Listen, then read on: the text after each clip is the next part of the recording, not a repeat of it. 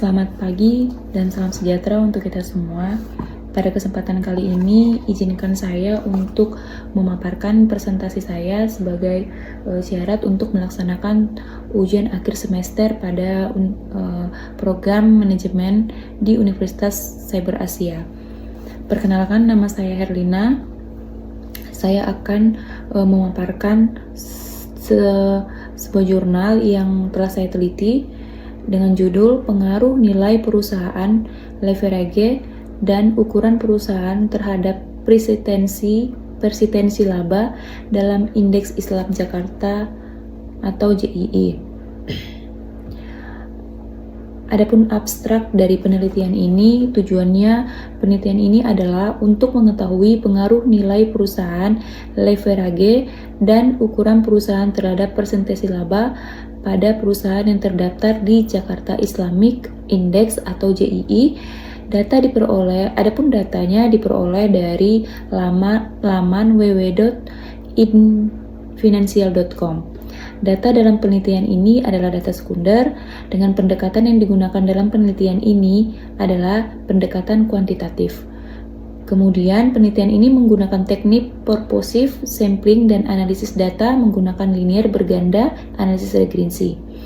Sampel yang sesuai kriteria diperoleh 23 perusahaan selama periode pengamatan dari 2015 sampai dengan 2019. Kemudian, data dianalisis menggunakan data SPSS model analisis regresi 26.0. Hasil penelitian menunjukkan bahwa nilai perusahaan tidak berpengaruh signifikan terhadap presentasi laba, leverage, dan ukuran perusahaan berpengaruh signifikan terhadap laba persitensi pada perusahaan yang terdaftar di Jakarta Islamic Index atau JII pada tahun 2015 sampai dengan 2019. Baik, kemudian latar belakang dari penelitian ini ialah laporan keuangan merupakan catatan informasi keuangan perusahaan selama suatu akuntansi periode yang dapat digunakan untuk menggambarkan kinerja perusahaan. Kualitas keuangan pernyataan ini umumnya dibutuhkan oleh investor atau kreditor yang menggunakan laporan keuangan untuk pengambilan keputusan investasi itu pada penelitian Putri dan Satpermi tahun 2016. Salah satu elemen laporan keuangan yang digunakan sebagai dasar pengambilan keputusan adalah informasi keuntungan. Informasi keuntungan sangat penting bagi pihak-pihak yang mempunyai hubungan istimewa dalam perusahaan dalam memperkirakan keuntungan di masa yang akan datang. Jadi, besarnya peran informasi laba, kualitas laba menjadi sangat penting dalam pengambilan keputusan pembuat. Kualitas laba adalah kemampuan laba dalam mencerminkan kebenaran laba perusahaan dan membantu memprediksi keuntungan di masa depan dengan mempertimbangkan stabilitas dan presentasi. Dikutip dari Utari dan Meta tahun 2016. Kemudian teman-teman, latar belakangnya selanjutnya adalah laba yang dihasilkan perusahaan akan mempengaruhi respon pasar dan harga saham gerakan. Investor tentu senang jika perusahaan mengumumkan laba yang tinggi karena investor akan mendapatkan dividen atas setiap kepemilikan sahamnya. Dikutip dari Andrian 2012. Dengan tingkat keuntungan yang tinggi dan berkualitasnya, artinya perusahaan memberikan sinyal berupa kabar baik kepada masyarakat agar berminat dalam investor untuk berinvestasi semakin tinggi, mengingat pentingnya informasi keuntungan bagi investor. Reaksi pasar tergantung pada kualitas laba yang dihasilkan perusahaan, karena laba dapat mempengaruhi keputusan ekonomi yang diambil oleh pengguna laporan keuangan. Dikatakan laba untuk memiliki konten informasi, namun keuntungan mempunyai keterbatasan yang dipengaruhi oleh perhitungan asumsi dan juga kemungkinan manipulasi oleh manajemen perusahaan, sehingga membutuhkan informasi selain laba untuk memprediksi return saham perusahaannya, yaitu koefisiensi respon laba atau disebut juga dengan koefisien respon laba. Kemudian menurut Jamaluddin DKK, dikutip dari buku Jamaluddin DKK 2008, laba yang berkualitas adalah laba yang dapat mencerminkan kelanjutan pendapatan berkelanjutan di masa depan yang ditentukan oleh akrual dan kas komponen dan dapat mencerminkan kinerja keuangan perusahaan yang sebenarnya. Menurut Panman tahun 2003, investasi laba adalah laba yang mempunyai kemampuan sebagai indikator masa depan yang dihasilkan perusahaan secara berulang-ulang atau kita kenal dengan perspektif dalam jangka panjang dan berkelanjutan. Salah satu komponen kualitas keuntungan adalah persistensi keuntungan.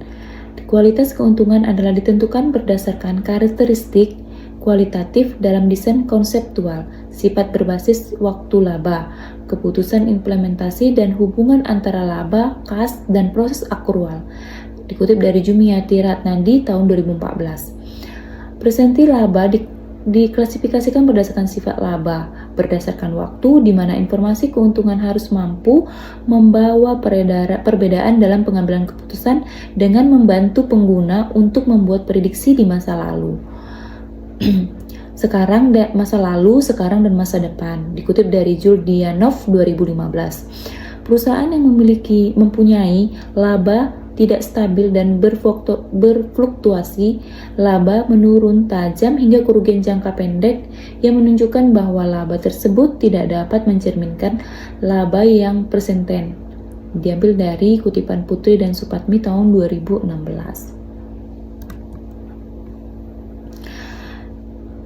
Di sini dibuatkan hipotesis.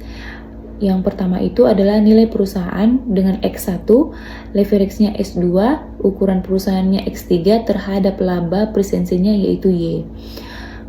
Kemudian X1 itu adalah nilai perusahaan di mana pengaruh nilai perusahaan terhadap laba persisten.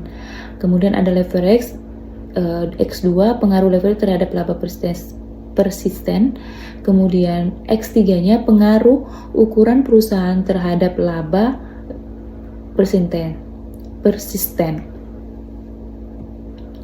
Kemudian teman-teman, dari hasil penelitian ada analisis datanya merupakan data penelitian sekunder dikatakan terbebas dari permasalahan multilinearitas jika terjadi collinearity column. Statistik menunjukkan hasil toleransi di atas 0,1 dan nilai variasi faktor inflasi VIF tidak lebih dari 10 atau kecil dari 10. Dari penelitian itulah peneliti melakukan pengumpulan data diperoleh hasil toleransi yang dihasilkan seluruhnya di atas 0,1 dan hasil VIF tidak lebih dari 10. Artinya, data penelitian terbebas dari permasalahan multikolisitas. Berdasarkan tabel di atas, dapat dibuat persamaan regresi sebagai berikut, yaitu Y sama dengan minus 1,464 tambah 0,133 X1 tambah 0,0263 X2 tambah 0,326 X3 ditambah error. UJR bertujuan untuk mengukur sejauh mana kemampuan model dalam menjelaskan variasi variabel independen. Semakin tinggi nilai koefisien determinasi, maka semakin tinggi pula kemampuan variabel independen dalam menjelaskan variabel dependen. Sudah terlihat di dalam data, sudah dijelaskan bagaimana analisis data antara X1, X2, dan X3 terhadap laba prestensi Y tadi. Ini menggunakan SPSS 26. Kemudian analisis data UJR. UJR ini berdasarkan tabel di atas menunjukkan bahwa nilai R sebesar 0,193 artinya 16,3% variasi laba perubahan tingkat presentasi berpengaruh oleh nilai perusahaan dan perusahaan leverage dan ukuran perusahaan. Itu sisanya sebesar 69,1% dipengaruhi oleh faktor lain yang tidak dimasukkan dalam model penelitian ini.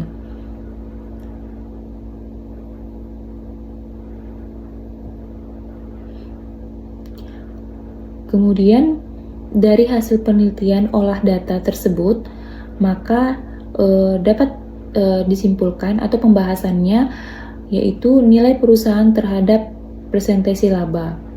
Jadi hasil uji parsial uji T yang dilakukan menyatakan bahwa nilai perusahaan tidak berpengaruh signifikan terhadap presentasi laba dengan mempunyai nilai SIC 0,150 atau 15%. Pada hasil pengujian simultan uji F-nya menyatakan bahwa nilai E perusahaan menyatakan mempunyai alfa berpengaruh signifikan terhadap presentasi laba dengan hasil SIC sebesar 0,000 atau 0,0%.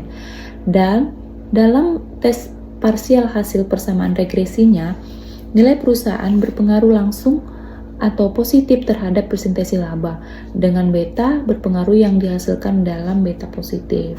Kemudian X2 leverage terhadap presentasi labanya itu hasilnya hasil uji parsial uji T yang dilakukan menyatakan bahwa leverage ini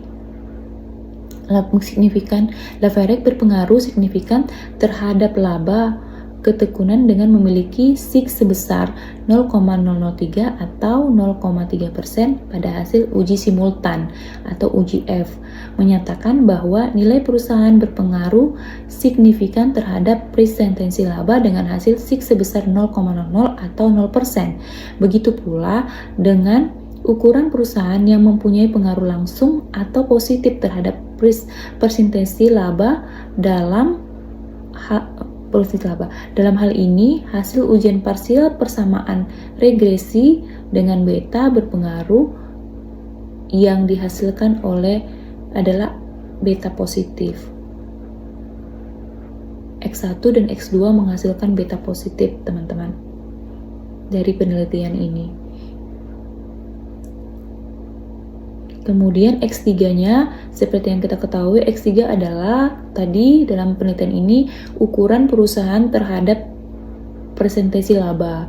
Jadi dari penelitian ini, presentasi labanya hasil uji parsial uji T pada perusahaan menyatakan bahwa ukuran perusahaan berpengaruh signifikan terhadap presentasi laba dengan memiliki alfa SIC 0,01 atau 0,1%.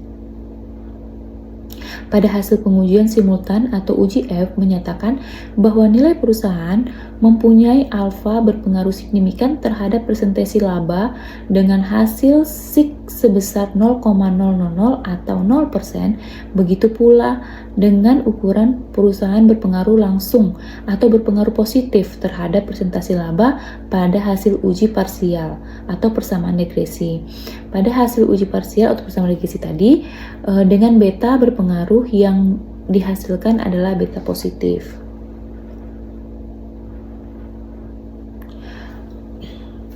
Berdasarkan penelitian ini dapat disimpulkan bahwa kesimpulan berdasarkan hasil uji SPSS 26.0 yang telah dilakukan, maka dapat disimpulkan bahwa perusahaan nilai leverage dan ukuran perusahaan mempunyai pengaruh positif. Pengaruh positif signifikan secara simultan atau F-test tadi pada presentasi keuntungan. Sedangkan secara parsial melalui uji T, leverage dan ukuran perusahaan mempunyai pengaruh alfa berpengaruh positif signifikan terhadap presentasi laba. Namun, nilai perusahaan tidak signifikan pengaruh positif terhadap presentasi laba pada perusahaan yang terdaftar di Jakarta Islamic Index JII selama periode 2015 sampai dengan 2019.